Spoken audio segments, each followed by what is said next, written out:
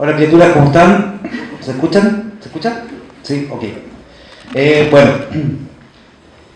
yo no sabía qué diablos leer, voy a ser honesto, porque básicamente nunca tengo mis libros. La gente que me conoce sabe que no tengo. De hecho, creo que el lunes regalé el último mago del desierto que me quedaba, de SM. Y de Basilisco, que es el libro que lancé el lunes, y ya no tengo ninguno. Entonces, bueno, decidí leer un cuento, ¿ok? Este cuento está incluido en el libro que se llama La Mirada, que lo publicó un gnomo que está sentado por allá que se llama Emiliano. Bueno, es un leprechao. No, pero hablando en serio. Hablando en serio. Bueno, voy a leer este cuento que se llama Ensayo sobre la levedad. Si se me traba la lengua, voy a retroceder un poco. Algunos saben que yo tengo Parkinson y hago el esfuerzo por hablar calmadamente, pero a veces no me resulta. ¿Ok? Bueno. Ensayo sobre la levedad, ¿viste? Ya empezamos. A pesar de su educación, su propensión a la soledad y su natural tendencia a la preocupación, Knut Hamsun, médico de vocación, se enamoró. El objeto de este desenfrenado e inusual afecto fue un modesto pero hermoso biplano. Esto ocurrió en su primera y última visita a la feria de Berlín. Había asistido más por aburrimiento que por otra cosa, pretendiendo enterarse de las maravillas del mundo: automóviles, monoplazas, sirvientes mecánicos, máquinas de contabilidad y un centenar de creaciones que habrían de acompañar al hombre hacia el futuro próximo. El pequeño avión brillaba con orgullo en medio de la exhibición, pero aún así pasaba desapercibido frente a los robustos modelos que Fokker, Lavaliche, Flockenberg y otros fabricantes más belicosos habían desplegado. Las armas no tenían nada que enseñar al Dr. Hamsun, de manera que se acercó al que sería su amor y leyó el rótulo: Camila. La leyenda que acompañaba el nombre exhibía un sinfín de instrucciones y detalles técnicos. La mayoría de ellos escapaba a sus capacidades de comprensión. Solo consiguió quedarse con un pequeño párrafo, especialmente diseñado para aquellos que se toman el cielo como algo personal. La verdad es que jamás había tenido interés en la aviación. De hecho, ese era el primer aparato de este tipo al que se acercaba. Tampoco tenía interés en temas románticos, a pesar de haber cumplido 34 años la semana anterior. Se encontraba soltero. Las ofertas no le faltaban, pero su profundo desinterés terminaba por destruir cualquier intención amorosa que aparecía frente a él. Su madre, fallecida también hace muy poco, había pedido a todos los santos que aquel hijo único asentase tanto cabeza como corazón. Aquel mes de octubre, a las 3:25 de la tarde, todas esas expresiones se volvieron obscenamente absurdas. Él se encontraba ahí, en la ciudad más bella del mundo, frente a su amor verdadero, Camila. Un nombre que, pronunciado por su lengua, le parecía un canto de devoción. El doctor Hamsun no podía dejar de mirarla. Su cuerpo era robusto y ovalado, su piel mate, que cubría solamente parte de su gentil esqueleto de madera. La pequeña cabina era de madera oscura, caoba se dijo. Cada detalle y terminación eran de bronce, hechos a mano. Era perfecta. Parecía un ángel dormido, pero él sabía que estaba despierta. Podía sentir la tensión llenar el aire y el calor de su mirada. Hamsun regresó al día siguiente, y el que vino después de ese, solamente para sentir esa profunda contemplación por ella. Nunca se pudieron tocar. Más de una vez quiso cruzar el cordón que los separaba, pero dos militares le detuvieron abruptamente. Él sentía, o puesto más claro, sabía que su deseo era recíproco. Esta terrible certeza ahondaba su tendencia a la melancolía. Buscó a los fabricantes Lior et Oliver. Finalmente dio con Fernand Lior, el más joven del dúo creador de Camila. un hombre alto y nervioso. El traje le quedaba bien, pero parecía no sentirse cómodo vistiéndolo. Sus manos estaban manchadas de aceite y su rostro, aunque juvenil, mostraba cierto grado de dolor o tristeza. Hamsun hubiese escrito un cheque ahí mismo con tal de poseer el objeto de sus deseos. Pero su gobierno había prohibido la venta de prototipos, porque Camila era eso, según Lior. Un prototipo de creación única, bautizada en honor a la esposa del diseñador, una joven española que 3 semanas después de haber dado a luz a su primer hijo, desapareció sin dejar rastro. Hamsun sintió cierto alivio al saber que aquel niño, llamado Perseo, había crecido correctamente pese a la ausencia de su madre. Más tarde, el otro socio, Olivier, le insistiría en la compra de cualquier otro biplano, incluyendo el modelo anterior a Camila. Él no se atrevió a explicar su deseo por comprar aquel aparato en específico. Aceptó el catálogo que se le ofreció y regresó a su hogar. Pensamientos de amor acosaban a Knut Hamsun mientras miraba la foto de Camila, su piel tersa, su pequeña cabina. Quería descubrir el cielo con ella. Después de 2 semanas, la feria cerró. Esa sería la última antes de la Gran Guerra. El biplano, al biplano lo llevaría de regreso a su patria, donde yacería esperando volver a nacer en una oscura bodega. Pensó en ir por ella, robarla por la noche, rogar a un juez por su liberación, por la liberación de su amada. Sin embargo, el doctor era un hombre templado y no hizo nada de eso. En cambio, dejó la vieja casa familiar, encontró un trabajo en un laboratorio donde no tendría que trabajar con personas directamente, a excepción de medir la consecuencia de ciertos gases y químicos en los sujetos de prueba. Arrendó una bodega amplia, una bodega amplia cerca de su casa, en Niederkotel, siempre lo digo mal, y entonces hizo un pedido por correo. Había tomado una decisión. 3 meses después, 4 hombres que eran incapaces de hablar su idioma, un idioma que él pudiese identificar, armaron una réplica exacta de Camila, Camila II. Camila II no mostró el mismo interés de su predecesora. Hamsun sintió como sus ojos recorrieron la bodega. Al mismo tiempo, era fría y tímida. Se ensimismó en sus detalles. Las terminaciones estaban mejor elaboradas que el prototipo. Entró en la cabina y el biplano se estremeció, rechazándolo. Algo en el corazón del hombre se oscureció. Ya te acostumbrarás a mí, dijo Hamsun, sin creer realmente sus palabras. La nave no respondió. Vamos a resolverlo, continuó.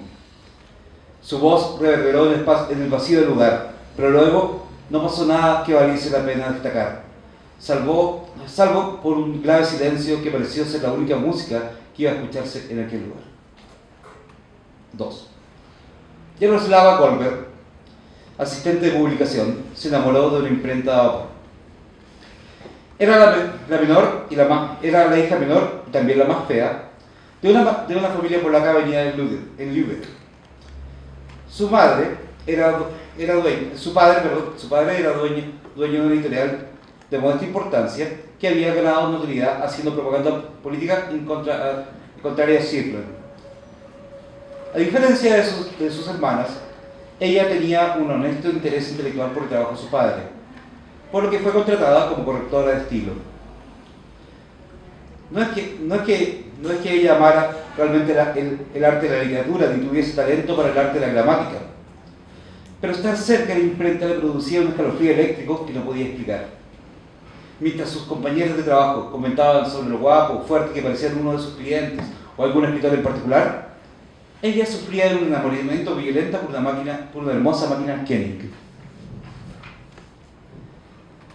Ella no podía comentar esta atracción, ni mucho menos hacerlo explícito frente a su padre, que estaba más que prohibido. El mismo Erich von Falkenberg había publicado con su padre La brutalidad del metal, un libro horrible sobre relaciones entre humanos y máquinas. Las penas para el hombre o la mujer que se debiese cruzar la línea que separaba los 2 reinos iba desde 5 años de trabajo forzado hasta el ostracismo. Había leyendas de niños nacidos en esas siniestras uniones, pero ella nunca había visto uno realmente. A pesar del miedo, ahorró cada céntimo de sus escasos ingresos para cuando conociese al que sería su único y verdadero amor. Esto ocurrió un día como cualquier otro, mientras visitaba el puesto de su padre, que su padre tenía en la feria de Berlín. Mientras recorría las aburridas exhibiciones y los belicosos inventos de los hombres, logró distinguir a un ser que solamente podía ser definido como perfecto. Su nombre era Hércules, una máquina de hombros anchos y barriga redonda. La máquina exudaba aromas de acero frío y carbón. Aunque Yaroslava trabajó durante 2 semanas, las 2 semanas que duró la feria, se las arregló para visitarlo todos los días.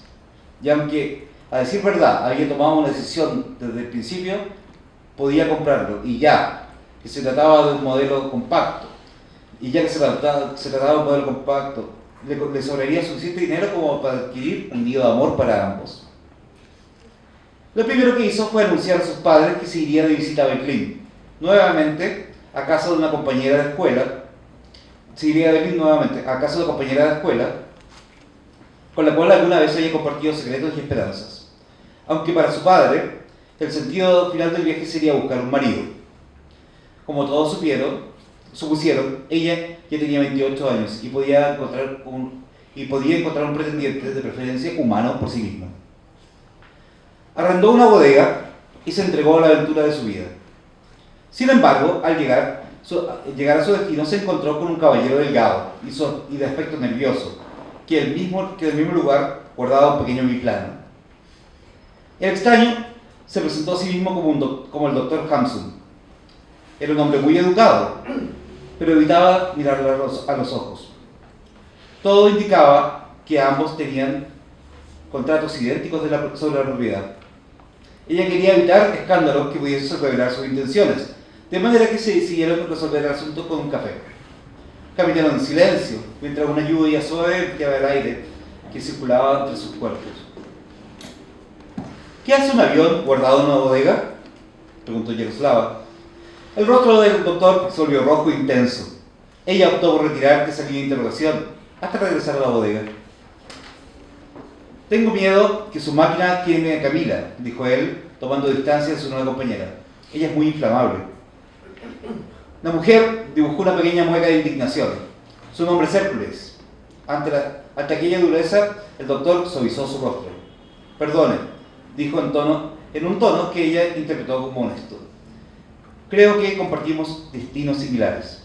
Ambos cometemos el mismo delito. La joven se acercó a Camila, hizo una reverencia ante ella y luego lentamente puso la yema de sus dedos sobre su lustrosa piel. La acarició unos segundos en silencio. Es ella, afirmó, sin apartar la vista del biplano. Realmente es muy hermosa. Es bella, perdón. Realmente es muy hermosa. El doctor hizo un gesto de aprobación. Usted le agrada mucho, dijo él. Ella no contestó, pues sabía bien lo que pensaba aquella máquina sobre su dueño. Había leído lo suficiente para saber que los amores eran venenos disfrazados de emociones. Comenzó el tiempo de compartir. Yaroslava compró una estufa argumentando que debía cocinar para ambos, ya que pasaban más tiempo dentro de la propiedad que en el mundo de las personas corrientes. Hamsun permitió que ella instalase una pequeña pieza en el extremo más lejano de la ahora habitada bodega. Había algo familiar en aquel lugar y al doctor le gustaba. El trabajo de la mujer era duro, siempre paliando carbón para mantener a Hércules activo. El doctor, que se iba al laboratorio todas las mañanas, imaginaba que la mujer haría lo mismo en su jornada. Aparte de eso, ella raramente comía o dejaba el lugar. Yaroslava tenía un solo interés y ese era su amante. Afuera, la persecución contra los amantes de la materia recrudecía. Knut escuchaba las noticias que le contaba a la joven. Era una corrupción que trepaba incluso la casa de los príncipes de Austria, y eso no podía ser perdonado. Los meses de convivencia encogieron la brecha entre los inquilinos, pero algunas zanjas seguían abiertas. La nueva Camila seguía fría y distante. No importaba lo que Hampson intentase, a pesar de lo meticuloso de su cuidado por ella, le leía los diarios cada mañana. La amaba por las noches con un cuidado que jamás había tenido con una mujer en toda su vida. Preguntas horribles brotaban en su cabeza. ¿Debía de haber luchado más por la primera Camila? ¿Por qué no lo había hecho? ¿Lo amaba realmente esta nueva Camila como lo había hecho la primera? Esa era la pregunta que más le dolía y por lejos la que más se repetía. Un día compartió su historia con Yaroslava. Ella también contó su experiencia con amores anteriores. Hércules y yo tenemos un acuerdo, dijo ella con seguridad. Yo cuido de él y él de mí. Esto es más que un amor pasajero. El doctor se hundió más en sus pensamientos. ¿Sería él amado así algún día? Debes darle tiempo, continuó ella. Es posible ganarse un amor, estoy segura. Además, tú la tienes ahí al frente, quiérela. Ella entenderá. Quiérela y ella entenderá. La relación de su compañera de bodega y su amante era mucho más feliz que la suya en comparación. Además, esta comenzaba a dar frutos, especialmente cuando la barriga de Yaroslava comenzó a hincharse. El embarazo en sí mismo no fue complicado, aunque ella, cuando en vez se quejaba de extrañas sensaciones en su estómago. Cuando el doctor Hampson ponía su oído en la barriga de la mujer, podía escuchar un ruido de pistones crujiendo. ¿Qué haremos cuando llegue la hora?, preguntó ella. ¿No podemos ir por ahí a un hospital? Me quitarán a mi niño. ¿Sabes qué será así? Hampson no podía decir que no. Lentamente robó del laboratorio todo lo que podía necesitar para traer un niño a este mundo. No le dijo que solamente había realizado la operación 2 veces. Tampoco le dijo que odiaba hacerlo. No podía ser honesto del todo, no dadas las circunstancias. El amor de ella no se detuvo ni siquiera cuando comenzaron las contracciones. Hércules seguía recibiendo el carbón que necesitaba para vivir. Ella solamente se detuvo cuando entró en labor de parto. Esto fue breve. El niño resultó ser algo más pequeño que lo usual, pero se veía saludable. Haciendo a un lado el hecho de que era todo pistones y carne integrados con ojos ardientes, esta criatura no iniciaría a ser alimentada como su padre, se dijo el doctor. Todo iba bien hasta que ella arrojó la placenta. El sangrado no se detenía. La mujer empezó a irse lentamente. Él no tenía los medios para salvarla. Había demasiado daño interno. Quiero estar dentro de Hércules, dijo ella. Ponme en su interior. Él hizo lo que se le pidió. Primero limpió al niño con cuidado, luego lo envolvió en un lino esterilizado y lo colocó junto a su madre. Estuvieron ahí un rato hasta que ella murió. Hampson abrió la compuerta de Hércules y puso ahí los restos de la mujer. Esta es tu última comida, yo no voy a alimentarte. El amante dolido se estremeció e hizo vibrar el aire mientras quemaba el cuerpo de su amada. Luego terminó, ya no quedaba un solo hueso que pudiese ser conocido. Luego él mismo se quedó inerte. El doctor tomó la criatura y se la mostró a su amada, quien se estremeció de alegría. ¡Somos padres adoptivos! En mi plano no dejaba de cantar de alegría, pero no le cantaba a él. El recién nacido recibió por nombre Prometeo. Al comienzo, el hombre trató de alimentarlo con leche, pero esta parecía evaporarse en su interior, con lo que el niño comenzó a perder peso. Sus pistones rechinaban y sufrían. En medio de la desesperación, Hampson corrió hacia la batea, donde aplastó un poco de carbón y hasta formar una pequeña plasta semilíquida, con la que por fin el niño pudo alimentarse. Con el tiempo se pudo llegar a una alimentación mixta, ya que la criatura nunca necesitó pañales, pues consumía todo lo que comía. Prometeo creció normalmente, con la salvedad de ciertas tendencias a sobrecalentarse. Hampson y él salían juntos, recorrían la ciudad como padre e hijo, siempre evitando que los pistones del niño quedasen a la vista. Eventualmente renunció a su trabajo, vendió los restos de Hércules a una editorial emergente y los muebles de su compañera los subastó uno a uno. Cuando salía, Camila cuidaba del niño acogiéndolo en su cabina. Le entregó una monotonía feliz al doctor una monotonía feliz el doctor. Al menos hasta que el niño tuvo 6 años. Al no tener cuerdas vocales, se había comunicado hasta entonces emitiendo sonidos de distinta intensidad, pero el día de su cumpleaños logró modular palabras humanas. Su nombre no es Camila, le indicó Prometeo. Dice que está muy cansada de que le digas así. Ese no es su nombre. Nook Hamsun estaba confundido ante estas palabras, pero en vez de atenderlas hizo un ademán con las manos. El niño se molestó y sus ojos comenzaron a arder como 2 pequeñas fogatas. Corriendo en medio de la cabina comenzó a gritar: no se llama Camila y dice que tú la tienes cautiva. El doctor movió la cabeza. Yo no haría eso, soy un buen hombre, ¿no? Ella dice que no, eso no importa, porque quiere volar.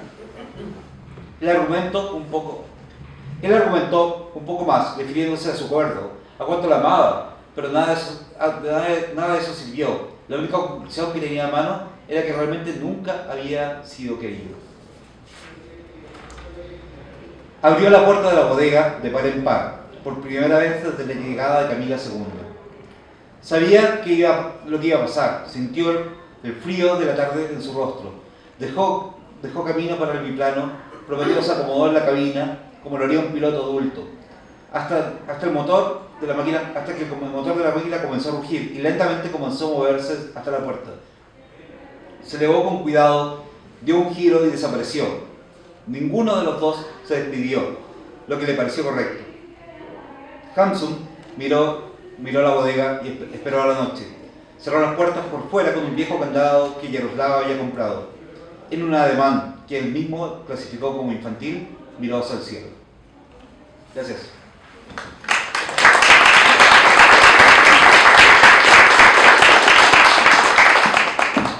Muchas gracias, José Luis. Se abre el debate. Las preguntaciones. Por favor. Y al final, ¿cómo se llama la biplano? No se llama Camila. Ya lo dije. Eso sabemos. Sabemos que no se llama Camila y eso basta. Si supiéramos eso, teníamos un lugar que llenar. Y esta es una pequeña historia sobre la ausencia. Entre más vacío nos quede, más vamos a estar haciéndole honor al fin de esta pequeña historia. Me encantó. Gracias. Fue muy divertido. ¿Qué analogía hay con una relación de pareja? Todas. Porque O sea, te basaste en algo en especial. Sí, yo nunca me he enamorado de un avión. Aunque sí conocí a una mujer que se enamoró de una máquina de escribir. Y a otro que se enamoró de un departamento. Pero tú no posees en verdad a nadie. Y sabemos eso. Cualquiera que haya intentado poseer a alguien sabe el vacío que genera tal cosa.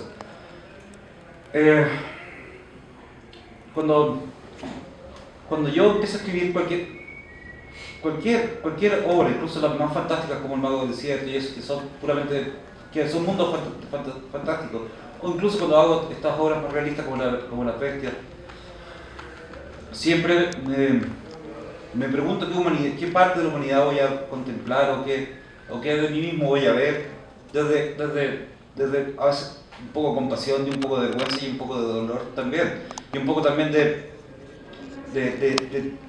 castigo, autoflagelo también, ¿no? Que siempre está. Y claro, esta historia es una relación humana, en el fondo. Hay gente que le molesta la interpretación alegórica para la fantasía, por eso no es un cuento de fantasía per se, es más bien un cuento de lo fantástico, donde lo fantástico brota dentro de lo real, ¿no? Eso, supongo que espero haber contestado, si no pueden tirarme cosas encima. Es válido, ha pasado. Sí. Bueno, yo al principio no entendía nada, pero después, no sé cómo, porque de verdad estoy sorprendido, empecé a entender. Y encontré que dentro de todo, lo único que hacía falta para entender, en mi caso, qué estaba pasando, era simplemente, como dices tú, tomar la perspectiva de la relación humana. De en adelante que hubieran pistones con ojos rojos, en realidad da absolutamente lo mismo, o sea, le da como una chispa de diferencia y de sorpresa constante. Entonces eso diría yo que fue lo que me gustó, porque combinaste en el fondo esa historia humana, pero con esta otra meta entre, digamos, cómica, pero realista, que te generaba una sorpresa. Ah, chuta, ¿verdad? Pues los pistones hay que esconderlos, pero ¿por qué? No sé, pero es que hay alguien una sociedad en la cual el amor hombre-máquina o máquina está censurado, y eso está mencionado ahora. Entonces, chuta, ¿verdad? Hay que esconder los pistones. Y uno como que se empatiza con esa cuestión, y aunque no tiene ningún sentido, pero sí en el contexto. Entonces eso para mí era nuevo, me gustó. Eso era el único comentario. Lo que pasa es que la fantasía o lo fantástico, y sobre todo cuando uno hace este sentido operático, ¿no? Como una opereta que sabe que va a ser absurdo para un adulto. A veces, ¿sabes qué? Cuando hago para niños es muy fácil de entender, ¿me entiendes? Pero cuando hago para adultos, claro, yo estoy tratando de elevar como el espejo humeante, ¿no? Para que nos veamos, pero no del todo bien, no quiero que nos veamos tal cual, sino que el espejo negro de Brodsky, que humea, que nos retuerce, que nos esconde, nos vemos en eso, nos vemos en la silueta deformada también, ¿no?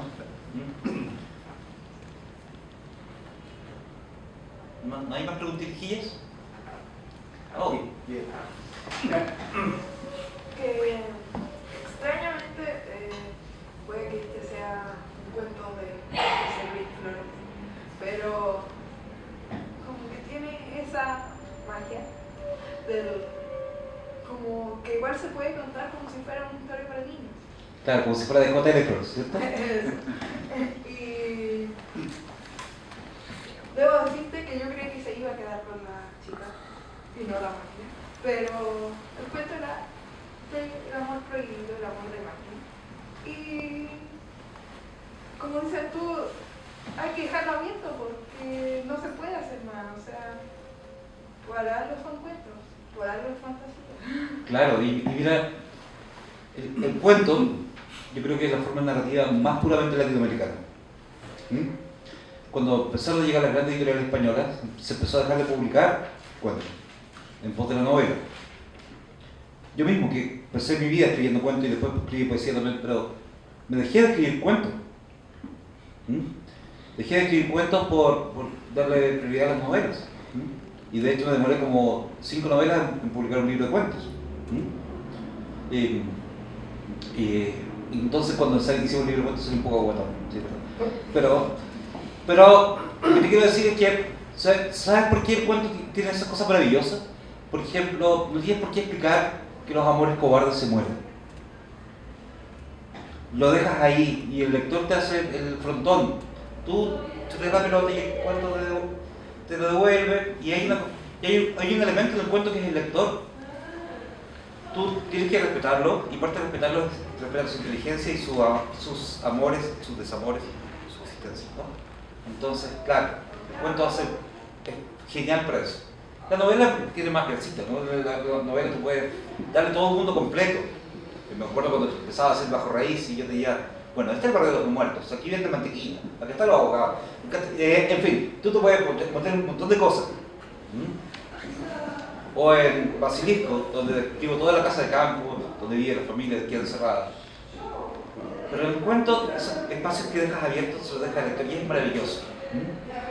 Y eso tiene que ver con nuestra tradición oral también que está hablando aquí. Ambos hablaron en parte de tradición oral, siento que la tradición mapuche no es una tradición escrita. Y tú contabas que hiciste muchos cuentos, entonces los cuentos son formativos hay que respetarlos. Y quería contarles eso hoy día, la importancia de los cuentos como nuestro legado como latinoamericano. Quería agregar que y los cuentos vienen de historia, en el fondo, y la historia es al final lo que define incluso. Yo vengo del área de la tecnología, hoy en día ya no se habla de tomar requerimientos, tú escuchas historias de usuarios. Exactamente. Es bien bello eso. Es bien bello eso. Yo soy editor de mitos y leyendas, de juego de cartas. Y cuando hacemos eso, no recogemos fantasía, recogemos mitología. Y la mitología es constitutiva, y como lo decíamos el lunes del lanzamiento de Basilisco, eso es la ontología de los pueblos. La base. Y la base de donde somos, no lo que, no es como la fantasía que nos imaginamos ser, sino quiénes somos y los cuentos que nos contamos para ser. Allá al fondo tenemos Sí. una última pregunta, disculpa por Más allá de la metáfora de las relaciones que puede establecer uno a través de la lectura y lo bello del Balato, me gustó, no sé, tenía una sensación como un recuerdo de Bradbury entre medio, hay una cierta forma, esa magia de Bradbury que genera esa atmósfera que tiene.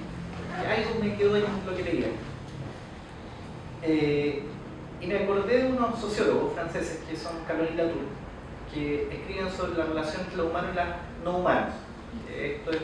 Empezaron a escribir como en los 80 y han desarrollado toda una línea de investigación sobre el tema de la relación con los no humanos. Y ellos hablan de una cosa muy interesante. Ellos plantean que la relación con la tecnología no es una relación unidireccional, en tanto nuestra acción sobre ella la transforma o define lo que es, sino que a su vez nos transforma a nosotros. Y dicen, por ejemplo, muy sencillo, dicen, la pistola en la mano de alguien no es la misma pistola que en el cajón, pero tampoco la persona es la misma persona cuando no tiene la pistola en la mano y cuando la tiene. Es muy simplificado el concepto. Lo que plantean es que esta relación con las máquinas es una relación transformadora, Sí. y que nos vamos definiendo y reconstruyendo nuestra forma de acercarnos al mundo, porque ya nos acercamos a través de esta tecnología, que no solo son las máquinas, sino todo aquello que es lo no humano. Claro. Había escuchado tal cuando estábamos en un proyecto X aprendiendo a usar Arduino. ¿Conoces Arduino, verdad? Arduino es robótica open source. Ah, sí. Básicamente a base de chips tú construyes cosas que pueden controlarte a qué hora se cierran las persianas de tu casa, que básicamente son muy fáciles de programar. Yo tengo un chico de octavo básico que con un celular controla las alarmas de su casa y a qué hora come el perro. Y lo programó él solo.